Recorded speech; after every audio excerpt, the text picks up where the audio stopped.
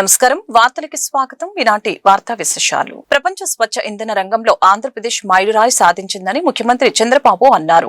2024 అక్టోబర్లో ఆంధ్రప్రదేశ్ సమగ్ర స్వచ్ఛ ఇంధన విధానాన్ని ప్రారంభించినప్పుడు ఏపీని దేశ గ్రీన్ హైడ్రోజన్ హబ్ తీర్చిదిద్దాలనే స్పష్టమైన సంకల్పాన్ని వ్యక్తం చేశామని గుర్తు చేశారు. కాకినాడలో AM green hydrogen, green ammonia plant కు ముఖ్యమంత్రి చంద్రబాబు నాయుడు, డిప్యూటీ సీఎం పవన్ కళ్యాణ్ శంకుస్థాపన చేశారు.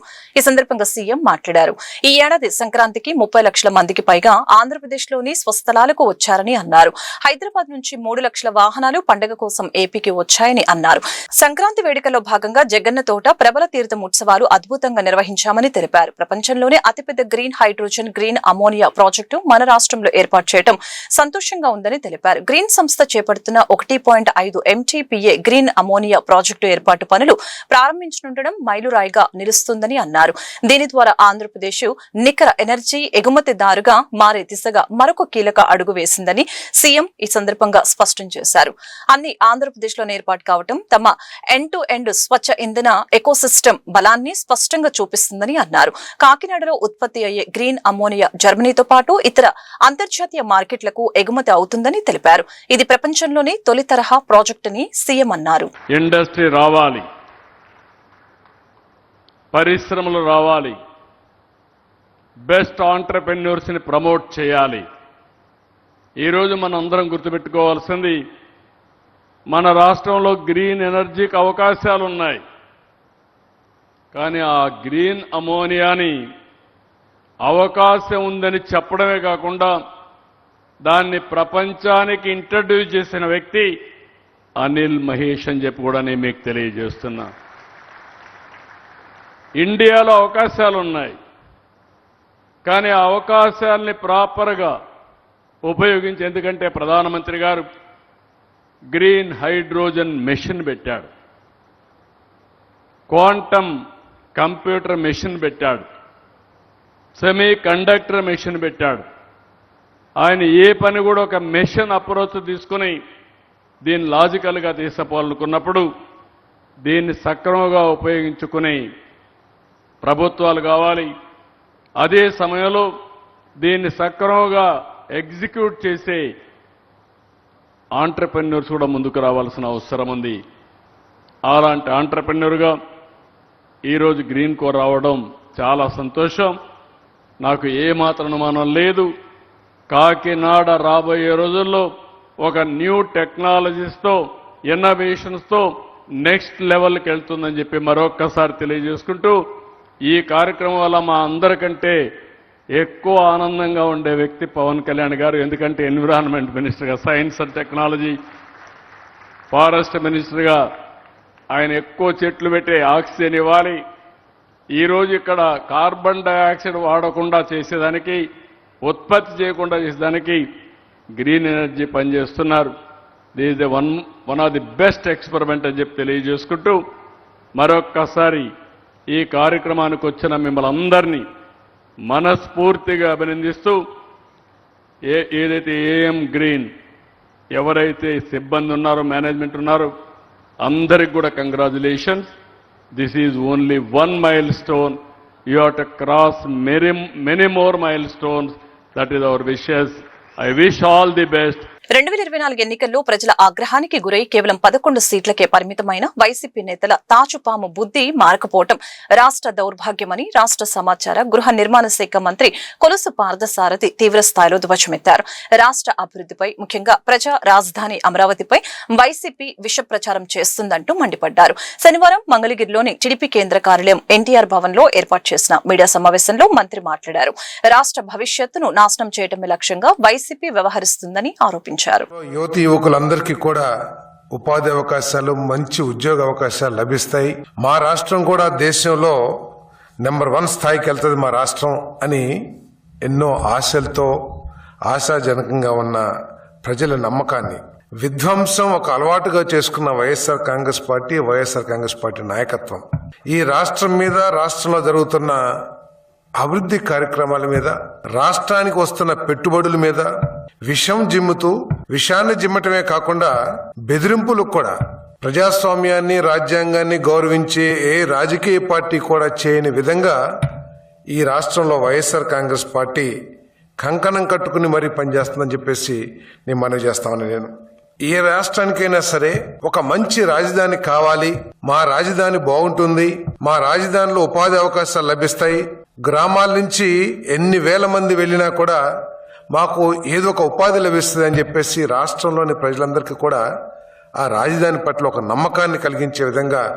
రాజధానిని అభివృద్ధి చేసుకోవాల్సిన అవసరం ఉంటుంది. దురదృష్టం వైఎస్ఆర్ కాంగ్రెస్ పార్టీ 2019-24 మధ్యలో అధికారంలోకి రావటం మూలంగా ఈ రాష్ట్ర ప్రజల కలలన్నీ కూడా విధ్వంసం చెంది ఈ రాష్ట్రానికి రాజధాని లేకోకుండా 5 సంవత్సరాలు ప్రజలందరూ కూడా భరించాల్సిన పరిస్థితి వచ్చిందని చెప్పేసి మనం చేస్తాను. తర్వాత ఏ విధంగా విషయం చిమ్మాడో ఈ రాజధాని పట్ల ఒక్కసారి ఆలోచించాలని చెప్పేసి నేను మనవి చేస్తా ఉన్నాను. ఈ రోజు ప్రజలందరూ కూడా ఆలోచించాల్సిన అవసరం ఉంది. ఈ రాష్ట్ర భవిష్యత్తు పట్ల, రాబోయే తరాల భవిష్యత్తు పట్ల ఆలోచించాల్సిన అవసరం ఉంది. వైసీపీ చేస్తున్న క్షుద్ర రాజకీయాల పట్ల 2024 తర్వాత రకరకాలుగా మాట్లాడుతున్న జగన్మోహన్ రెడ్డి గారి మానసిక స్థితి పట్ల ఈ రాష్ట్ర ప్రజలకి అనుమానాలు తలెత్తుతున్నాయని చెప్పేసి కూడా నేను మనవి చేస్తా ఉన్నాను. నిజంగా మీకు ప్రజల మీద అక్కరున్నా, ప్రజల సమస్యల మీద మీకు ఏదన్నా బాధ్యత ఉన్నా, మీకు రాజ్యాంగం పట్ల గౌరవం ఉన్నా, మీరు అసెంబ్లీకి రండి, అసెంబ్లీ వేదికగా ప్రశ్నించండి. మీకు ఏదైతే అనుమానాలు ఉన్నాయో, మీకు ఏదైతే ప్రజలు మీ దృష్టికి వచ్చిన సమస్యలు ఉన్నాయో. సిపిఐ కేంద్ర కమిటీ నాయకులు కె నారాయణ కేంద్ర రాష్ట్ర ప్రభుత్వాలపై విరుచుకుపడ్డారు. ప్రభుత్వాలు ప్రజా వ్యతిరేక విధానాలను అవలంబిస్తున్నాయని విమర్శించారు. కేంద్రంలోని మోడీ ప్రభుత్వం, రాష్ట్రంలోని కూటమి ప్రభుత్వం కార్పొరేటర్లకు ఊడికం చేస్తున్నాయని ఆరోపణలు గుప్పించారు. ప్రపంచ రాజకీయాలు మాట్లాడుతూ ట్రంప్ నియంతృత్వ పోకడలను విమర్శించారు. శనివారం దాసరి భవన్ లో సిపిఐ జాతీయ నాయకులు కె నారాయణ మీడియాతో మాట్లాడారు. ఈ సమావేశంలో ఆయన మాట్లాడుతూ కేంద్ర రాష్ట్ర ప్రభుత్వాలు కార్పొరేటర్లకు ఊడికం చేస్తూ దేశ సంపదను దోచిపెడుతున్నాయని ఈ సందర్భంగా మండిపడ్డారు. రాష్ట్రంలో కలప దొంగలకు, ఎర్రచందనం దొంగలకు రెడ్ కార్పెట్ వేశారని ఆరోపణలు గుప్పించారు. రాష్ట్ర నదీ జలాల వివాదం రాష్ట్రాలు సమన్వయంతో పరిష్కరించుకోవాలని అన్నారు. వైసీపీ నాయకుడు జగన్మోహన్ రెడ్డిది నెగిటివ్ మైండ్ అని అన్నారు. మోడీ వలన దేశానికి, ప్రజాస్వామ్యానికి ప్రమాదం ఉందని అన్నారు. 100 సంవత్సరాల కమ్యూనిస్టులు చరిత్రలో దేశంలో ఐక్యతకు, సామాజిక సమానత్వం కోసం, ఆర్థిక సమానత్వం కోసం, సాంఘిక సమానత్వం కోసం పోరాటాలు చేశారని తెలిపారు. ఖమ్మంలో జరిగే 100 సంవత్సరాల వేడుకలకు ప్రజలు, కార్యకర్తలు పెద్ద ఎత్తున పాల్గొనాలని పిలుపునిచ్చారు. ఉత్సవాల్లో పాల్గొంటున్నాం. రేపటికి మొత్తం కేరళ అంతా భవిష్యత్తులో నేను కలిసి చర్చిస్తాం. అది ఇంకా కమ్యూనిస్ట్ యూనిటీ అవన్నీ చాలా మంది చెప్తారు కాబట్టి మనం చెప్పాలి. ఇప్పుడు ప్రమాదం ఎవరి నుంచి వచ్చింది ఈ దేశానికి? కమ్యూనిస్ట్ వాళ్ళు రాలే, ఆపరేషన్ కంగారు వాళ్ళు దాని నుంచి రాలే. స్వయాన మనం ఎన్నుకున్నటువంటి ప్రధానమంత్రి మోడీ నుంచే వచ్చింది దేశానికి ప్రమాదం, రాజ్యాంగానికి ప్రమాదం. అందుకే మనం పిలిపించాం, ఈ దేశాన్ని కాపాడదాం, ప్రజాస్వామ్యాన్ని కాపాడదాం, సెక్యులరిజాన్ని కాపాడదాం పిలిపించాల్సి వచ్చింది. ఇప్పుడు మళ్ళీ అదే పిలిపిస్తున్నాం, దేశాన్ని కాపాడే పద్ధతి. ఇప్పుడు నగరాన్ని చంపేశాం, సమాధి కట్టేశాం, ఇక అంతా పోయి పార్టీలు చేసుకుని చెప్పేసి చెప్తున్నారు. సమాధి కడితే సమాధి నుంచి రారా?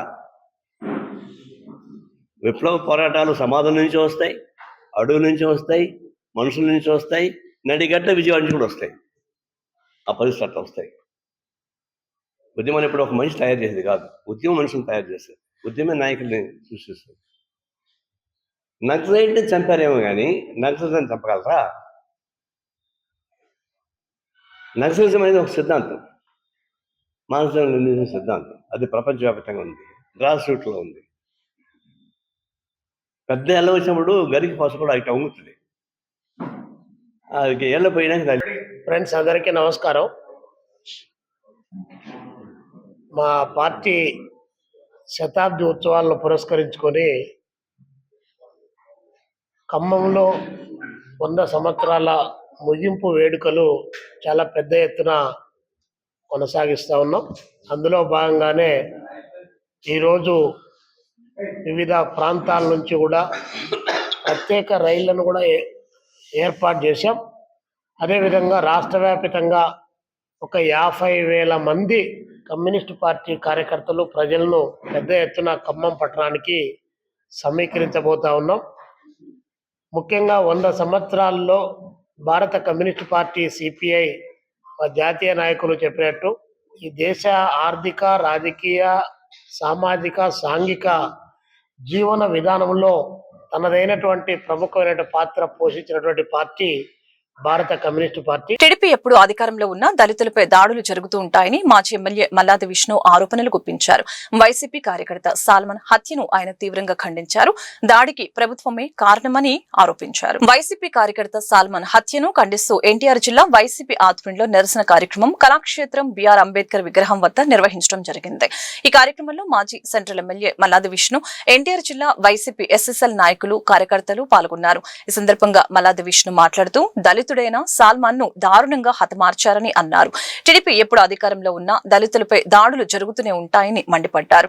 సాల్మన్ హత్య జరగకుండా చర్యలు తీసుకోవటంలో పోలీసులు వైఫల్యం చెందారని అన్నారు. దళిత వైఎస్ఆర్ కాంగ్రెస్ పార్టీ కార్యకర్త సాల్మన్ రాజు దారుణమైనటువంటి హత్యకి ఎన్టీఆర్ జిల్లా ఎస్ఎస్ఎల్ ఆధ్వర్యంలో నిరసన కార్యక్రమం జరుగుతుంది. ఈ నిరసన కార్యక్రమంలో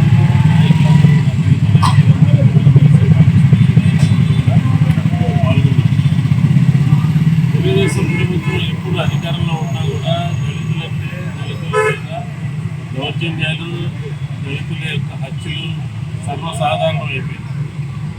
ఈరోజు కూడా 20 మాసాల తర్వాత వారికి బాగోలేదని చెప్పారు. ఆ గ్రామానికి వెళ్ళి వారిని పరామర్శించి అక్కడ ఉన్నటువంటి సాల్మన్ రాజుని తెలుగుదేశానికి సంబంధించినటువంటి కొంతమంది వ్యక్తులు రాత్రితో కర్రలతో దారుణంగా హత్య గావించబడే విధంగా కొట్టడం అనేది తీవ్రంగా ఖండిస్తా ఉన్నాం. హత్యని తీవ్రంగా ఖండిస్తా ఉన్నాం. ఇంత జరిగినప్పటికీ కూడా పోలీసు యంత్రాంగం నిమ్మకు నీరెత్తినట్టుగా ఉంది.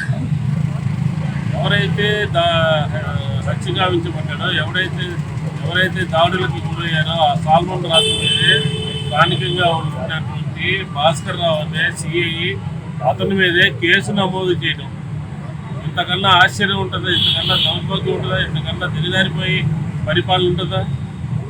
దళితుల మీద దాడి జరిగితే వాళ్ళని రక్షించాల్సింది పోయి, ఎవరైతే దాడి చేశారో వాళ్ళ మీద కేసు నమోదు చేయాల్సింది పోయి సాల్మన్ రాజు మీదే కేసు నమోదు చేశారంటే అక్కడ పోలీసులు ఏ రకంగా ఏకపక్షంగా వ్యవహరిస్తున్నారో మన స్పష్టంగా అర్థమవుతారు. ముందు హత్య చేసినటువంటి వాళ్ళు ఎంతటి వారైనా సరే పోలీస్ యంత్రాంగం ఇమ్మీడియట్గా అరెస్ట్ చేయాలి. అరెస్ట్ చేయడమే కాదు, వాళ్ళకి శిక్షలు పడే విధంగా చేయాల్సినటువంటి బాధ్యత. విజయవాడ ఇంద్రకీలాద్రిపై కొలువు తీరిన కనకదుర్గమ్మ ఆలయ ఈవో వికే సేనానాయకు సరికొత్త వ్యూహాలు అద్భుతమైన ఫలితాలను ఇస్తున్నాయి. క్షేత్రస్థాయిలో ఆయన స్వయంగా పర్యవేక్షిస్తూ అమలు చేస్తున్న సంస్కరణలు భక్తుల ప్రశంసలు అందుకుంటున్నాయి. ఆలయ ప్రవేశ ద్వారం వద్ద ఉన్న అన్ని క్యూ లైన్లు కలిసే ప్రధాన స్కానింగ్ పాయింట్ వద్ద ఈ ఈవో స్వయంగా కూర్చొని పర్యవేక్షించడం ద్వారా అద్భుత మార్పులు వచ్చాయి. శ్రీ దుర్గా మల్లేశ్వర స్వామి వార్ల దేవస్థానంలో క్రమశిక్షణ పెరిగింది.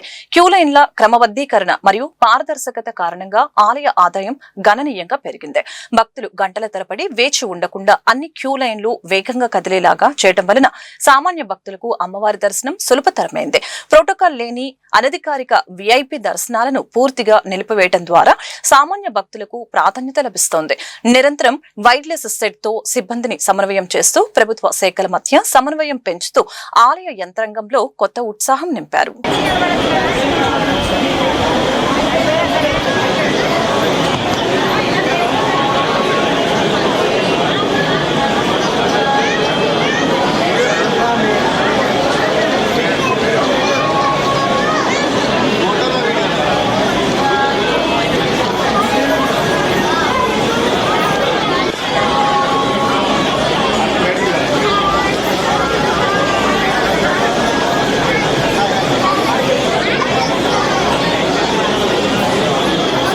విజయవాడ ఇంద్రకీలాద్రిపై కొలువి ఉన్న కనకదుర్గమ్మ వారిని తెలుగు చిత్ర పరిశ్రమకు చెందిన ప్రముఖ కొరియోగ్రాఫర్ శేఖర్ మాస్టర్ దర్శించుకున్నారు.